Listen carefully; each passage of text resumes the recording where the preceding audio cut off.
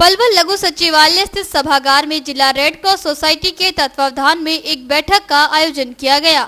इस बैठक को इंडियन रेड क्रॉस सोसाइटी के स्वास्थ्य सलाहकार डॉक्टर आरपी वर्मा ने संबोधित किया। वह सभी को जिले से टीबी रोग को समाप्त करने की दिशा में काम करने के लिए कहा। इस अवसर पर डॉक्टर आरपी वर्मा ने बैठक के उद्देश्य पर प्रकाश डाला। ट्रेनिंग प्रोग्राम भी है, रिव्यू भी है, कोऑर्डिनेशन भी है और इसको और कैसे स्ट्रेंथन करना है, इसको और कैसे प्रभावशाली ढंग से चलना है, ये थोड़ा सा आज हम विचार करेंगे। हेल्थ डिपार्टमेंट के ये जो अधिकारी हैं हमारे doctor Rajkumar ji, the district programme officer who is looking after TB programme the Palwal.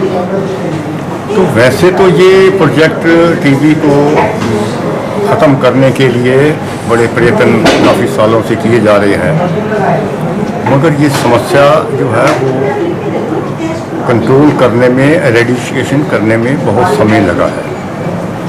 यदि हम इसके इतिहास देखें तो 1962 में ये टीबी कंट्रोल प्रोग्राम शुरू हुआ था।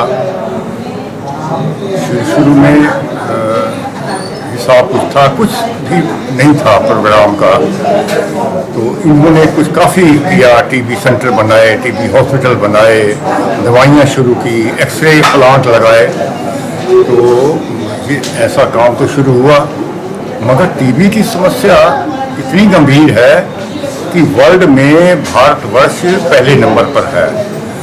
23% टोटल वर्ल्ड के केसेस भारत में ही होते हैं और ये समस्या काफ़ी गंभीर रूप धारण कर चुकी है। तो सर इसको कंट्रोल कैसे किया है, क्या प्लानिंग है? इसको प्लानिंग जो है वो एक रिवाइज टीबी कंट्रोल प्रोग्राम चलाया है 1997 में।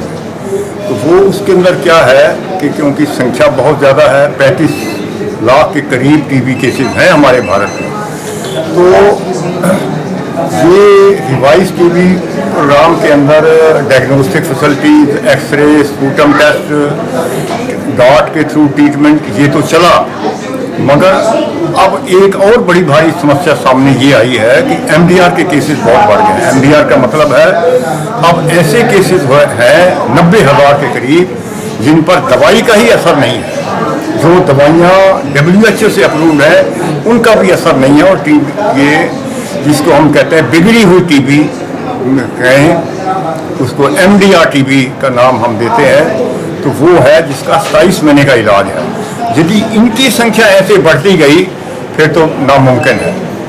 भारत सरकार ने अब इसको 2025 तक एरेडिकेट करने का प्रोग्राम बनाया है। अब ये अकेला नहीं कर सकता क्योंकि समस्या बहुत ज़्यादा है, एपिडेमिक है।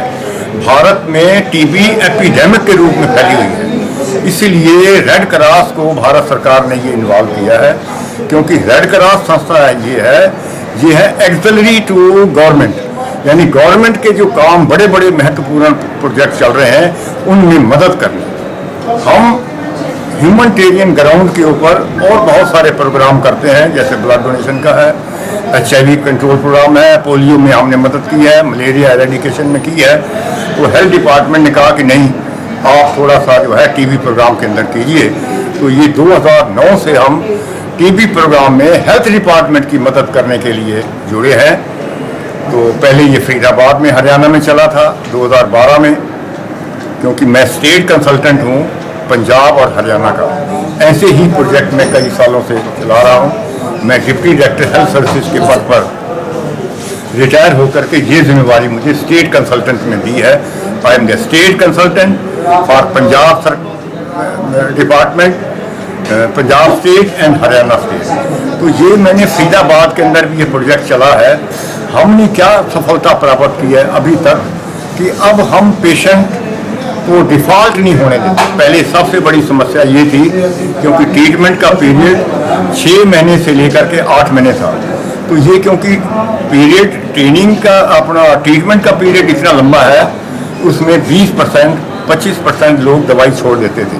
जब दवाई छोड़ दी तो उनकी जो वो बीमारी है वो बिगड़ी हुई, वो टीबी बन जाती है, जिसका 27 महीने का इलाज है। यदि ऐसी संख्या 27 महीने वालों की बन गई जो 6 महीने की ट्रीटमेंट करने के लिए तैयार नहीं है, 8 महीने की ट्रीटमेंट करने के लिए तैयार नहीं है, वो 27 महीने की ट्रीटमेंट क्या करेगा? MDR को बचाने के लिए ये रेड क्रॉस जुड़ा है।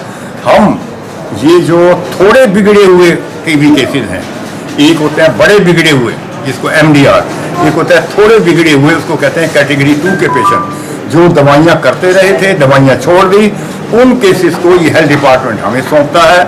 हमारे पास रेड क्रॉस वॉलंटियर हैं, हम घर घर जा कर के मोटिवेट करते हैं, एजुकेट करते हैं और उनको न्यूट्रिशन भी देते हैं।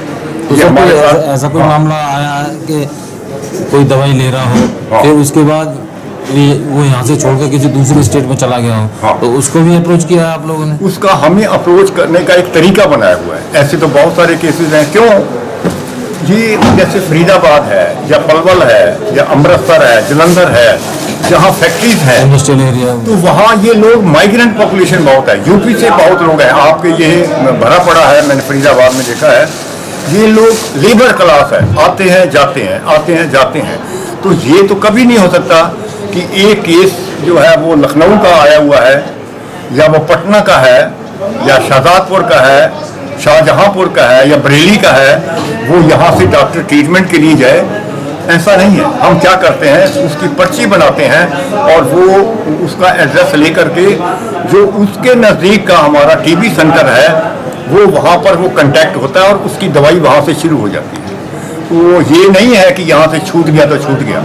चाहे वो केरला में जाए, चाहे वो मद्रास में जाए, चाहे वो पटना जाए या कलकत्ता जाए, ये हमारा उसको कहते हैं रेफरल सिस्टम। उसको फॉलो हम इस ढंग से करते हैं कि उसका वैसे ट्रीटमेंट शुरू होगा, वैसे फ्री टेस्ट। तो पलवल में सर कितने मामले हैं इस तरह के? मामले सर ऐसे हैं, वैसे तो ये जो कैटेगरी 2 के हैं, कम से कम भी हमारे पास 2000 केसेस तो टीबी के हैं आइडेंटिफाई। रेफरल वाले? हाँ, रेफरल वाले भी हैं, कुछ दूसरे भी हैं, ये MDR के केसेस भी हैं।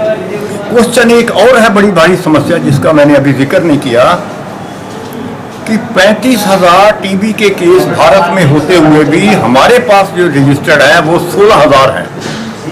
बाकी के केसेस का पता ही नहीं है, वो गुम है। उसको कहते हैं हिडन टीबी केसेस, जो वो केसेस हैं जिनको इनिशियल स्टेज पर है या वो प्राइवेट प्रैक्टिशनर से दवाइयाँ ले रहे हैं, हमारे पास वो नहीं आए। वो बड़े ख़तरनाक हैं क्योंकि प्राइवेट प्रैक्टिशनर जो है अपने तरीके से दवाई देता है।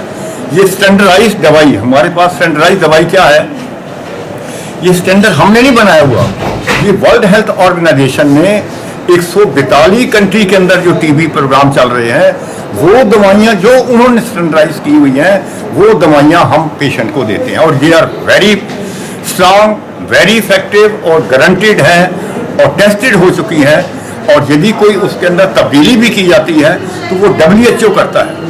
तो ये नहीं कि हम अपनी मर्जी से कोई दवाई के चेंजेस तो कर सर दें। कब तक आप इस जो हाँ।